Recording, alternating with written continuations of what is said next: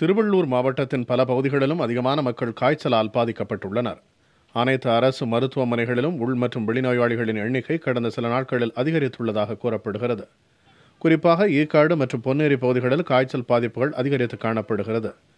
கிராமப்புறத்தின் உள்பகுதிகளில் தேங்கியிருக்கும் குப்பை கழிவுகளோடு சாக்கடை மற்றும் மழைநீர் தேங்கி நிற்பதால் கொசுக்கள் அதிகரித்து வருவதாகவும் பொதுமக்கள் குற்றம் சாட்டுகின்றனர். திருவள்ளூர் மாவட்டத்தில் பார்த்தீங்கன்னா இந்த மழை பெஞ்சு அங்கங்கே தண்ணி தேங்கி சாக்கடையாக மாறி இருக்குது, குப்பை கூலம்லாம் இருக்குது. எங்கே பார்த்தாலும் ஜுரம் அதிகமாக வரதுனால மக்கள் என்ன செய்யறதுனே தெரியல. மருத்துவமனைக்கு போனால் டாக்டர் மாத்திரை கொடுக்குறாரு, அதுக்கப்புறம் ஜுரம் நின்ன பாடு இல்லை. திருவள்ளூர் மாவட்ட அரசு தலைமை மருத்துவமனையில் டெங்கு காய்ச்சல் அறிகுறியுடன் 7 பேர் அனுமதிக்கப்பட்டுள்ளனர். இதனை மருத்துவமனை நிர்வாகமும் உறுதிப்படுத்தியுள்ளது. ஆண்கள் பிரிவில் 5 பேருக்கும் பெண்கள் பிரிவில் 2 பேருக்கும் டெங்கு காய்ச்சல் அறிகுறி இருப்பது கண்டறியப்பட்டு அவர்களுக்காக தனி வார்டையும் உருவாக்கியுள்ளது நிர்வாகம். உடல்நலம் பாதிக்கப்பட்டு வரும் மக்களிடம் இது எந்த வகையான காய்ச்சல் என்பதை மருத்துவர்கள் தெளிவுபடுத்துவதில்லை எனவும் சிலர் கூறுகின்றனர்.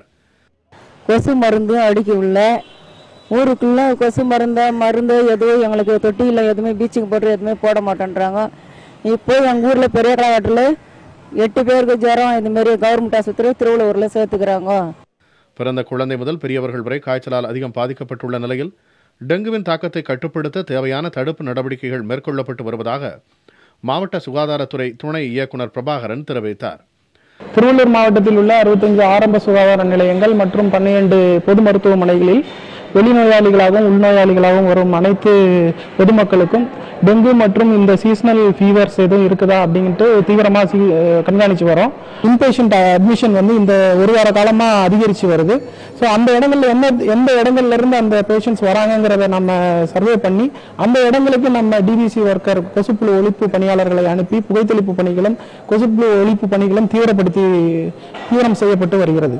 மாவட்ட ஆட்சியர் அலுவலகத்தில் வாரந்தோறும் டெங்கு விழிப்புணர்வு கூட்டம் நடைபெறுகிறது என்றும் மக்களுக்கு தேவையான விழிப்புணர்வை ஏற்படுத்த நடவடிக்கைகள் மேற்கொள்ளப்பட்டு வருவதாகவும் சுகாதாரத்துறையினர் தெரிவித்தனர். கடந்த ஆண்டு ஏற்பட்ட டெங்கு காய்ச்சல் பாதிப்பு போன்று இந்த ஆண்டும் திருவள்ளூர் மாவட்டத்தில் ஏற்படாமல் உயிரிழப்பை தடுப்பதற்கான தடுப்பு நடவடிக்கைகளை மேற்கொள்ள வேண்டும் என்பதே பொதுமக்களின் கருத்து. புதிய தலைமுறைக்காக ஒளிப்பதிவாளர் சதீஷ்குமாருடன் எழில்.